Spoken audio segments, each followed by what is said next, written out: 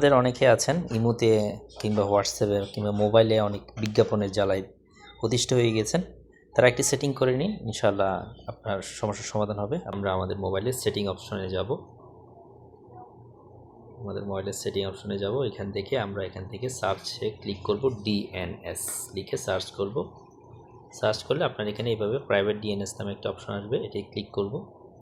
Click করার পর একদম নিচে দেখবেন, এই যে দেখেন প্রাইভেট ডিএনএস একটি লেখা আছে, এটাতে ক্লিক করবেন। এটি যদি অটো থাকে, যেটাই থাকুক, আপনি সেটিকে ম্যানুয়াল করে দিবেন এবং এখানে হোস্ট নেম আমি যেটা লিখছি আপনিও সেটি হুবহু লিখে দিবেন। লিখবেন dns.adcard.com, এই লেখাটা লিখবেন। এটা আপনারা স্ক্রিনশট নিয়ে রাখতে পারেন বা হুবহু কোথাও লিখে রাখেন। এটি লেখার পরে আপনি জাস্ট ওকে করে দিবেন, কিছু করতে হবে না, আপনি জাস্ট বের হয়ে যাবেন। আপনার ওকে থাকলে ওকে করে দিবেন অথবা বের হয়ে যাবেন। দেখেন এখানে আমার কিন্তু dns.adcard.comটা সংযুক্ত হয়ে গিয়েছে।